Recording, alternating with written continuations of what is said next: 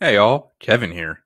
As voted on second by you, today's topic is what are the differences between teaching and instructional design? Well, there are quite a few, but like last time, let's cover three main differences that many teachers going into the field struggle with or are surprised by. So, let's get started.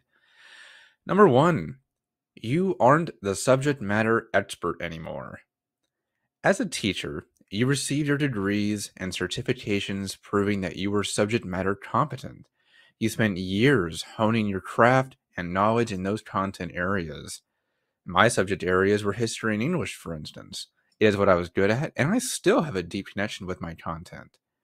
As an ID, though, you are no longer the expert because you are going to be creating trainings on topics you probably have little understanding of.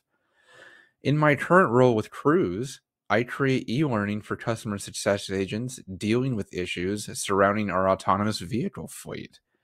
Obviously, I have never trained on how to work with self-driving cars, but the people who provide me the information I use to create those courses have. They are the SMEs. Teachers, on the other hand, are amazing at creating lessons and materials from thin air, and this is where your abilities in that area really shine through. This is because even if you don't fully understand the material, you know how to logically put it together in a flow that makes sense. You know how to break learning into manageable chunks and then build in meaningful knowledge checks to make sure a learner has gained the skills they need and met the learning objectives. Even though the medium has changed by which you deliver that content, the way you create content hasn't changed all that much, and it is why transitioning teachers tend to make great IDs. You can take large chunks of information, even ones you never personally trained on, and make trainings out of it. You may not be a subject matter expert anymore, but you're still an expert, just in a different way. Number two, pedagogy versus andragogy. The art of teaching children who need to be directed on what to do and the teaching of self-directed adults who don't are inherently different approaches to learning. You were great at teaching children, but creating content for adults will have a different emphasis.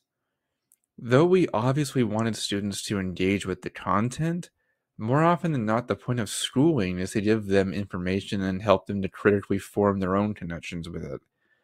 They have growing minds that need to be stimulated. Adults, on the other hand, want quick and efficient courses. I mean, they are busy workers after all. And they want things that are directly relevant to something they have to physically do on the job. They need scenarios, workflows, and specific charts that explain how they need to use information and be given meaningful practice doing the new thing before having to succeed at it. For instance, I recently created a course that educates customer success agents at Cruise on how to deal with unresponsive passengers in our autonomous vehicles, which is clearly an important thing. Instead of building knowledge like I did in the classroom, I know they already have a great deal of knowledge on the topic. The adults here, though, just need specific workflow support on what they are supposed to do given a few different scenarios where that event occurs. Children and adults just need content presented differently, and it is something you need to keep in mind. Lastly, number three, you may never meet your learners. My fellow transitioning teachers, you might struggle with this one. You are so accustomed to forming deep, personal bonds with your students and growing with them over the course of a school year. You won't as an ID. It is always best if you are able to meet your learners. It can help you make better trainings for them, but it doesn't happen all that often. You mainly take the information from your SMEs, make trainings with it based on an analysis either you, a senior ID, or your project manager did, go through revisions on it with your SMEs, and publish the course through your company's learning management system. Eventually, you will evaluate how it is performing based on collected data from the LMS and those learners, and then revise the course as needed. But that is usually the most you'll interact with your learners. It isn't a massive difference, but it will take some getting used to on your end. Well, there are three major differences between teaching and instructional design.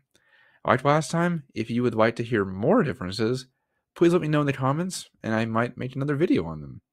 As always, I am here to help you. See you next time.